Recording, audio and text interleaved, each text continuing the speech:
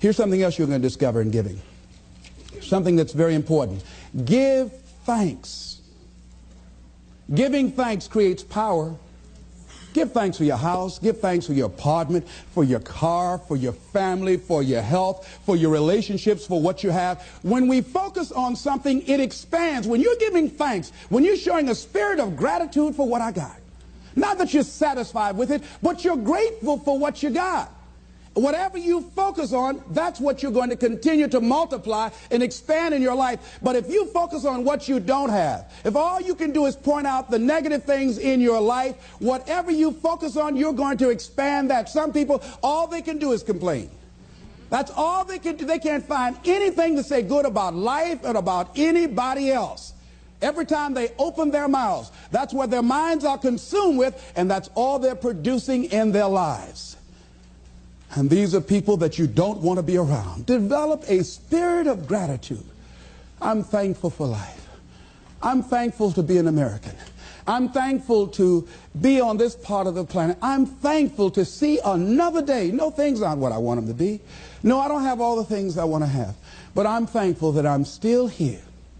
I have another opportunity, another day to live, another chance to contribute, another chance to make a difference in life. So begin to give thanks for what you have. Whatever you focus on. Remember now, you want to become aligned with the universe. If you have scarcity in your life, it's because you have a consciousness of scarcity. As you begin to become thankful for what you have, for the abundance that you now know is coming your way, that you're attracting to you, for the good relationship that is coming your way right now, it will begin to create incredible opportunities for you to begin to improve your life and the quality of life of people around you. Giving is also, ladies and gentlemen, forgiving. Give forgiveness. Many of us do not realize that we cannot grow, that we are blocking ourselves, we are blocking our good in the universe. We're literally standing in the way of the flow of what life has to us because we haven't learned how to forgive. We haven't learned how to let things go so we can get on with our lives. When we forgive, ladies and gentlemen, it's not for the other person. Oh, no. It's for you. It's not for them, not because they deserved it or they earned it. You're forgiving other people. First of all, you've got to forgive yourself. But when you forgive other people, it is mentally and spiritually healthy to forgive. To let that luggage go, as Paul said, forgetting those things which are behind, reaching forth unto those things which are before. Oh, we hear it, but it's hard to do. It's hard. What you have is enough. Whatever you have to give. And the more you give, the more you realize you have to give. And we all have to.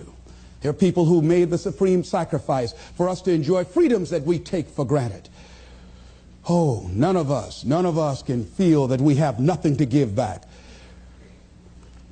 Next thing is, giving empowers you. It makes you more powerful. See, the more you give to life, the more you're able to get from life.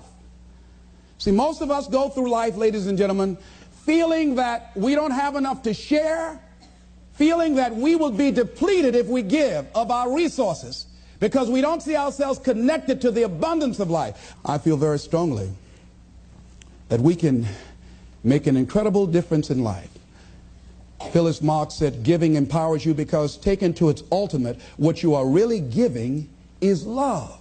Love is the motivating force behind the infinite supply of universal energy. Love truly makes the world go round. And as with anything circular, it's going, keep coming back. Phyllis is right. So as she continues to give love and hope to these people, she receives love and hope for herself and helping to begin to restructure and redesign the kind of life that she wants. We all have had experiences in our lives that if we permit these experiences to do so, we will allow them to weigh us down. If we permit them to do so, they will be luggage that will be dragging through life, holding us down, stifling our potential to give and to contribute in life. If we continue to carry all of these things, we can never be open to the love and the abundance and the opportunity that life has to offer us because we are so full with what we've got. I'm thinking about an exhibition that was held in Africa where they were trying to catch some monkeys that were a very rare species. And because they were so fast, so agile, and very fragile, they did not want to harm them in catching them. They did not want to hurt them physically. So what they did in order to catch them, they found that these monkeys were very fond of a certain kind of nut that grew in that particular area of Africa. And what they did was that they put these nuts inside of bottles and put a rope on the bottle and held the rope from a distance. And so the monkeys would come and, being curious, see the nuts inside the bottle, would reach in and pick the nuts up. Now, what happened was that they couldn't pull their hands out with the nuts still in the bottle. And so then the exhibitioners, the hunters, would come while the monkeys are there just jumping around. All they have to do now is let the nuts go. That's all they got to do is just let, they just dancing all around. All they have to do is let it go, and they can be free and run. They hold it on to the nuts, and the people come and catch them. And a lot of us, that life is kicking our butt. And all we have to do, all we have to do is let it go. Ladies and gentlemen, giving creates energy in ourselves and in others. Have you ever helped a blind person go across the street? Or help a senior citizen? Or give somebody some help? You know, just, held the door for somebody, an elevator? I mean, don't you have a good feeling inside like, I done good? How many of you get a good feeling inside when you do something good for somebody? See, we're really giving to ourselves. See, that's really the law. When you are giving to yourself. That's who you're giving to. So you want to give yourself some good gifts. There's a principle underlying the concept of giving. The energy flowing through us as we do, that love generates abundance in our lives, and we are able to reap so much from life as a result of our giving. How are you giving up your life?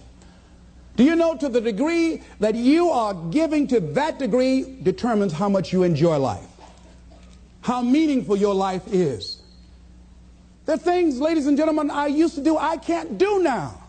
That is unbecoming for the role that I have selected with where I am in my life and what I want to contribute to life. It is inconsistent. I can't do it. Even if I desire to do it, I can't do it. No, because it doesn't fit, because of my vision of myself and the contribution that I want to make to life. Because it's not enough to give the message, you must also be the message.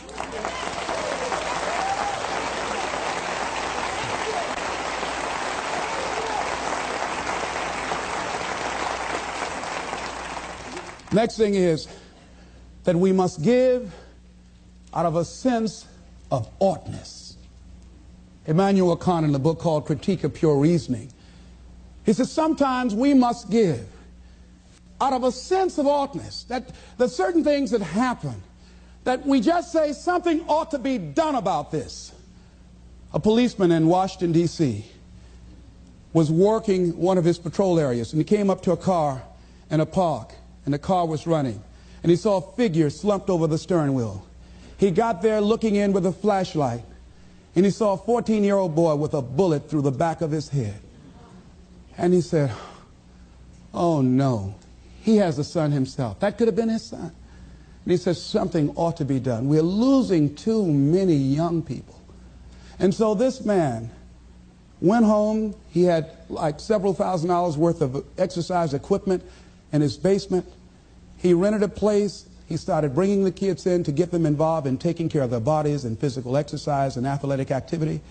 He now has expanded that to getting them involved in entrepreneurial ventures, saying that this is a free enterprise system, and the more enterprising you are, the freer you are. And now these kids have started their own business. They have a little shopping center that they run, they operate, they are managing. And they have commercials on radio, and I'm going to be going there doing some training with them. So he decided, because of that event, that I ought to do something. Now, some of the things that's going to happen when you look out and see what can I contribute to, what can I give, I guarantee you, ladies and gentlemen, you're going to have a voice that's saying, it's just no use. It's out of control now. There will be a voice telling you that you'll be wasting your time and wasting your energy and wasting your effort. I say, don't listen to it. Listen to that still small voice that says, I can do something, and I ought to do it. We ought to do it.